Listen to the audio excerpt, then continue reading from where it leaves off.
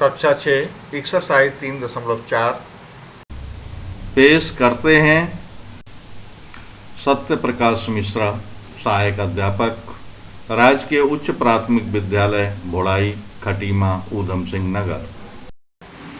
पहला प्रश्न, निम्न के सार्वगुणनखंड ज्ञात कीजिए। ए खंड 20 और 28, बी खंड 15 और 25, सी खंड 35 और 50, डी खंड 56 और 120। ए खंड देखा 20 के गुणनखंड, यानी उन संख्याओं को या अंकों को लिखना है जिनसे 20 विभाजित हो जाता है।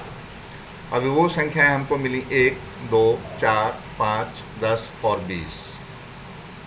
इसी प्रकार 28 के खंड लिखे जिनसे 28 विभाजित हो जाता है, वो हमको प्राप्त हुए 1, 2, 4, 7, 14 और 28। इस प्रकार 20 और 28 के सार्वगुणनखंड हमको प्राप्त हुए 1, 2 और 4।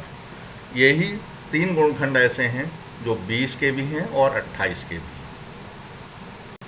अब बी खंड लिया, 15 के गुणनखंड लिखे।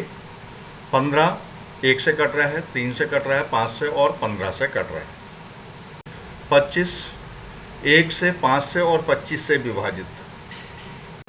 इस प्रकार 15 और 25 के सार्वगुणनखंड हमें प्राप्त हुए 1 और 5। सी खंड 35 के गुणनखंड 1, 5, 7 और 35 से कट रहा है ये। और 40 के गुणनखंड, ये 40 जो है 1, 2, 4, 5, 8, 10, 20 और 40 से विभाजित हो रहा है। इस प्रकार 35 और 40 के सार्वगुणनखंड हमें प्राप्त हुए हैं 1 और 5। अब डी खंड है 56 के गुणनखंड। 56 1, 2, 4, 7, 8, 14, 28 और 56 से विभाजित हो रहा है। जबकि 120 1, 2, 3, 4, 5, 6, 8, 10, 12, 15, 20, 24, 30, 40, 60 और 120 से विभाजित हो रहा है। इस प्रकार 56 और 120 के सार्वगुणनखंड हमें प्राप्त हुए 1, 2, 4 और 8। दूसरा प्रश्न, निम्न के सार्वगुणनखंड ज्ञात कीजिए। ए खंड 4, 8 और 12, बी खंड 5, 15 और 25। 4 के गुणनखंड हमें प्राप्त हुए 1, 2 और 4। 8 के गुणनखंड प्राप्त हुए 1, 2, 4 और 8। जबकि 12 के गुणनखंड प्राप्त हुए 1, 2, 3, 4, 6 और 12। इस प्रकार 4, 8 और 12 के सार्वगुणनखंड प्राप्त हुए 1, 2 और 4। बी खंड 5 के गुणनखंड हमें प्राप्त हुए 1 और 5। 15 के गुणनखंड हमें प्राप्त हुए 1, 3, 5 और 15। और 25 के गुणनखंड हमें प्राप्त हुए हैं 1, 5 और 25। इस प्रकार 5, 15 और 25 के सार्वगुणनखंड हमें प्राप्त हुए हैं 1 और 5। तीसरा प्रश्न, निम्न के प्रथम 3 सार्वगुणज ज्ञात कीजिए। ए खंड 6 और 8, बी खंड 12 और 18। ए खंड 6 के गुणज 6, 12, 18, 24, 30, 36, 42, 48, 54, 60, 66, 72, 78, इसी प्रकार और आगे चलते रहेंगे। और 8 के गुणज 8, 16, 24, 32, 40, 48, 56, 64, 72, 80, 88, 96 एंड सो ऑन। इस प्रकार 6 और 8 के प्रथम 3 सार्वगुणज हमें प्राप्त हुए हैं 24, 48 और 72। बी खंड 12 के गुणज 12, 24, 36, 48, 60, 72, 84, 96, 108, 120, 132, 144 एंड सो ऑन। और 18 के गुणज 18, 36, 54, 72, 90, 108, 126, 144, 162, 180 एंड सो ऑन। इस प्रकार 12 और 18 के प्रथम 3 सार्वगुणज प्राप्त हुए 36, 72 और 108। चौथा प्रश्न, 100 से छोटी ऐसी सभी संख्याएं लिखिए जो 3 और 4 के सार्वगुणज हैं। सबसे पहले हमने 3 के वो सारे गुणज लिख लिए जो 100 से छोटे हैं। अब हमने 4 के 100 से छोटे सभी गुणज लिखे। अब 3 और 4 दोनों के 100 से छोटे सार्वगुणज हमें प्राप्त हुए 12, 24, 36, 48, 60, 72, 84 और 96। पांचवा प्रश्न, निम्नलिखित में से कौन सी संख्याएं सहअभाज्य हैं?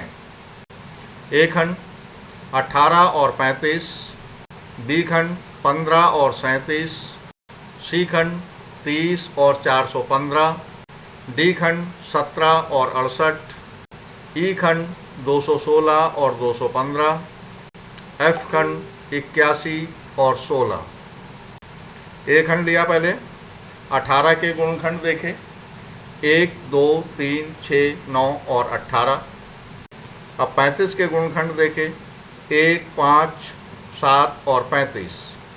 इस प्रकार 18 और 35 के सार्वगुणखंड हमें प्राप्त हुआ 1। ऐसी संख्याएं जिनके सार्वगुणखंड केवल एक ही प्राप्त होता है, एक के अतिरिक्त और दूसरा कोई गुणखंड प्राप्त नहीं होता, ऐसी संख्याओं को सहअभाज्य संख्याएं कहते हैं। चूंकि 18 और 35 के सार्वगुणखंड केवल एक है, इसलिए ये दोनों संख्याएं सहअभाज्य संख्याएं हैं। बी खंड 15 के गुणखंड 1, 3, 5 और 15, 37 के गुणखंड 1 और 37। इस प्रकार 15 और 37 के सार्वगुणखंड हमें प्राप्त हुआ 1। चूंकि 15 और 37 के सार्वगुणखंड केवल एक है, इसलिए ये दोनों संख्याएं सहअभाज्य संख्याएं हैं। सी खंड 30 के गुणखंड 1, 2, 3, 5, 6, 10, 15 और 30, और 415 के गुणखंड 1, 5, 83 और 415। इस प्रकार 30 और 415 के सार्वगुणखंड हमें प्राप्त हुए 1 और 5।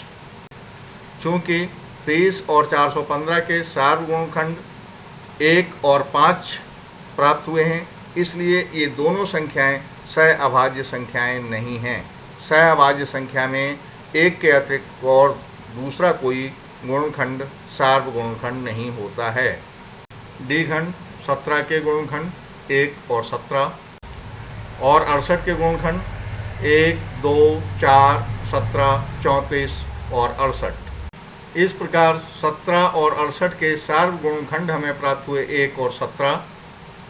चूंकि 17 और 68 के सार्वगुणखंड 1 और 17 प्राप्त हुए हैं, यहाँ पर एक के अतिरिक्त दूसरा गुणखंड भी प्राप्त हुआ है, इसलिए ये दोनों संख्याएं सहअभाज्य संख्याएं नहीं हैं। ई खंड 216 के गुणखंड 1, 2, 3, 4, 6, 9, 12, 18, 24, 36, 54, 72, 108 और 216। 215 के गुणखंड 1, 5, 43 और 215। इस प्रकार 216 और 215 के सार्वगुणखंड हमें प्राप्त हुआ है केवल 1, और चूंकि 216 और 215 के सार्वगुण केवल 1 प्राप्त हुआ है, इसलिए ये दोनों संख्याएं सहअभाज्य संख्याएं हैं। एफ खंड 81 के गुणखंड 1, 3, 9, 27 और 81। 16 के गुणखंड 1, 2, 4, 8 और 16। इस प्रकार 81 और 16 के सार्वगुणनखंड हमें प्राप्त हुआ 1, और चूंकि 81 और 16 के सार्वगुणनखंड केवल 1 है, इसलिए ये दोनों संख्याएं सह-अभाज्य संख्याएं हैं। छठा प्रश्न, एक संख्या 5 और 12 दोनों से विभाज्य है, किस अन्य संख्या से ये संख्या सदैव विभाजित होगी? 5 और 12 दोनों से विभाजित होने वाली संख्या जो है वो इन दोनों के गुणनफल यानी 5 गुणा 12 बराबर 60 से भी विभाजित होगी। सातवां प्रश्न, एक संख्या 12 से विभाज्य है और कौन सी संख्याएं हैं जिनसे ये संख्या विभाज्य होगी? जो संख्या 12 से विभाजित है वो 12 के गुणनखंडों यानी 1, 2, 3, 4 और 6 से भी विभाजित होगी। अगर आपने अभी तक हमारे चैनल को सब्सक्राइब नहीं किया है तो कृपया जल्दी से जल्दी इसको सब्सक्राइब करें तथा बेल का बटन जरूर दबाएं, जिससे कि हमारे आने वाले वीडियो आप तक तुरंत पहुंच सकें और आप उनका लाभ उठा सकें।